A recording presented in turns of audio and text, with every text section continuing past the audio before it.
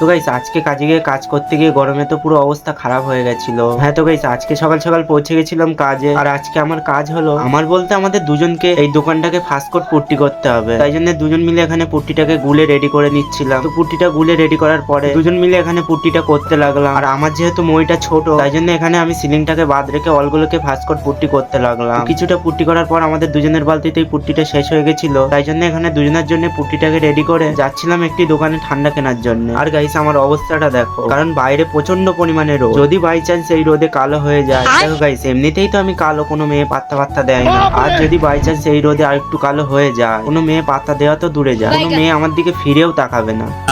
শোনা গো আমার খুব কষ্ট যে বলো। তো দুজনের জন্য দোকান থেকে দুটো ক্যাম্পা আনার পরে ক্যাম্পাটাকে ওখানে খেতে লাগলাম। তো ক্যাম্পা খাওয়ার পরে কিছুক্ষণ রেস্ট নিয়ে আবারও আমরা কাজ করতে লাগলাম। তো উপরে কিছুটা সিলিং ফাস্টকট পুট্টি করতে বাকি ছিল, তাই জন্য ওখানকার সিলিংটা ওই মিস্ত্রিটা ফাস্টকট পুট্টি করতে লাগলো আর আমি এখানে নিচেটা ফাস্টকট পুট্টি করতে লাগলাম। তো দুজনের সারাদিনের মেহনতের পর ফাইনালি দোকানটা ফাস্টকট পুট্টি করা কমপ্লিট হয়ে গেল।